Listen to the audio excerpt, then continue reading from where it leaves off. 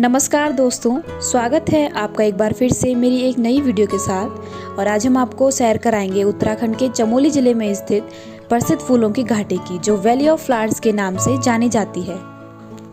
फूलों की घाटी राष्ट्रीय पार्क उत्तराखंड में गढ़वाल के चमोली ज़िले में स्थित है, जो ऋषिकेश से 275 किलोमीटर की दूरी पर है।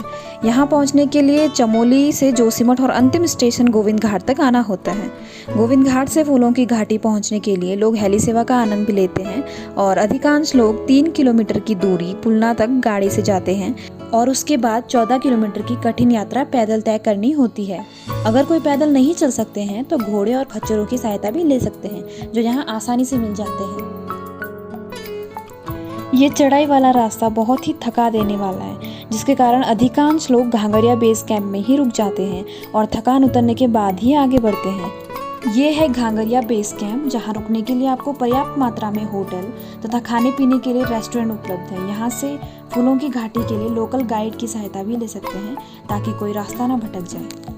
घांगरिया में ही इस पड़ाव की अंतिम दुकानें हैं, इसलिए अपनी आवश्यकता का सामान अपने साथ यहीं से ले लें। लेकिन ध्यान रहे कि प्रकृति की सुंदरता को बनाए रखने के लिए कृपया अपने साथ ले जाए गए प्लास्टिक्स की बोतल्स और रैपर्स को वहां न फेंकें और पर्यावरण को दूषित होने से बचाएं। यहाँ से थोड़ा आगे बढ़ने पर 2 रास्ते कटते हैं। एक रास्ता हेमकुंड साहिब के लिए जाता है, जिसमें एक सुंदर सा झरना मन मोह लेता है, और दूसरा रास्ता फूलों की घाटी के लिए जाता है। तो इन सुंदर नज़ारों का आनंद लेते हुए इसी रास्ते से आगे बढ़ते हैं।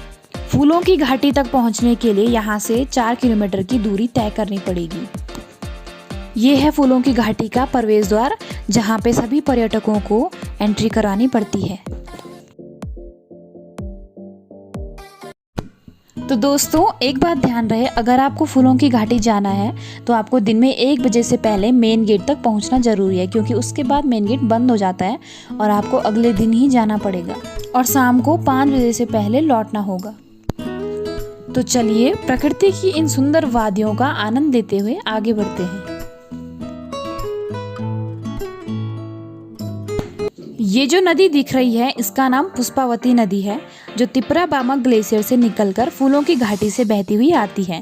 इसको पार करने के लिए एकमात्र कच्चा पुल है, जो आप देख सकते हैं। बरसात में ये नदी काफ़ी उफान में आ जाती है, जिससे पर्यटकों को काफ़ी दिक्कतें होती है।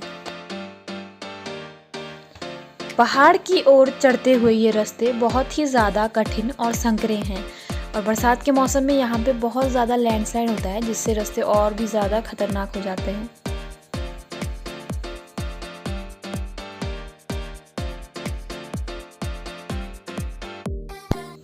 तो देखिए, ये है फूलों की घाटी, और ये लगभग 3 किलोमीटर लंबी और लगभग 500 मीटर चौड़ी है। और यहाँ से दिखता है ये तिपरा बामक ग्लेशियर, जो पुष्पावती नदी का उद्गम स्थल है। यहीं से पुष्पावती नदी बहकर फूलों की घाटी में बहती है।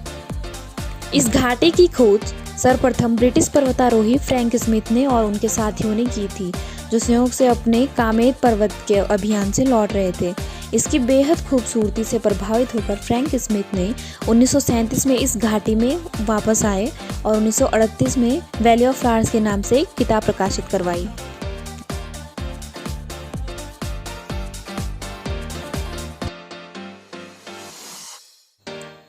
ये जो सामने आपको पहाड़ी दिख रही है, ये सिखों का पवित्र स्थल हेमकुंड साहिब है, जो घांगरिया से 7 किलोमीटर की दूरी पर है।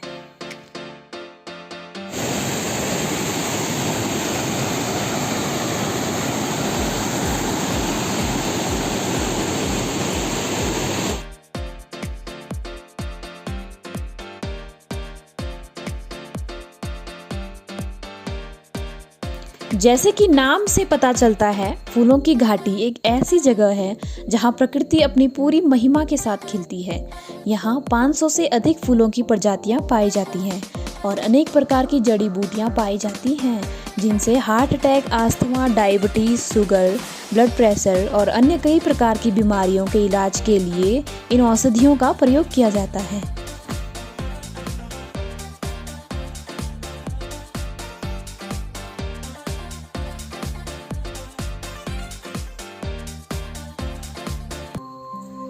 फूलों की घाटी की स्थापना 1982 में हुई थी और वर्ष 2005 में इस राष्ट्रीय उद्यान को नंदा देवी राष्ट्रीय उद्यान में शामिल कर यूनेस्को विश्व विरासत स्थल का दर्जा दिया गया।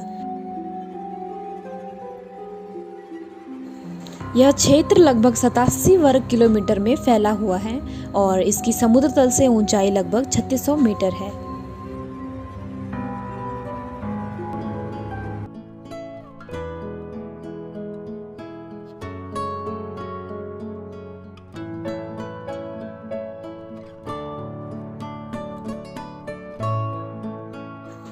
दोस्तों, फूलों की घाटी में घूमने के लिए जुलाई से सितंबर के महीनों को सबसे बेस्ट माना गया है। वैसे तो ये घाटी जून में ही खुल जाती है, लेकिन जुलाई में यहाँ पर रंग बिरंगी फूल खिलने लगते हैं। सितंबर के महीने में यहाँ पर ब्रह्मकमल भी देखने को मिलते हैं। नवंबर में इसे बंद कर दिया जाता है क्योंकि फिर यहाँ बर्फ पड़नी शुरू हो जाती है।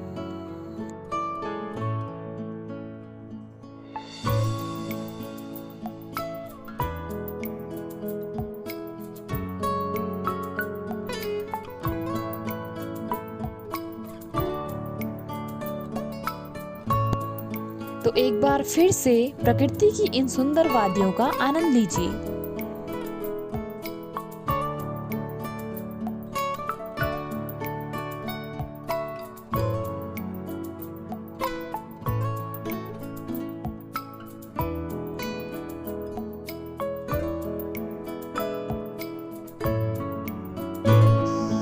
दोस्तों, अगर आप कहीं शांत और प्राकृतिक सौंदर्य वाले स्थान में जाना चाहते हैं तो फूलों की घाटी में एक बार जरूर विजिट करें और यहाँ की प्राकृतिक सुंदरता का आनंद लें।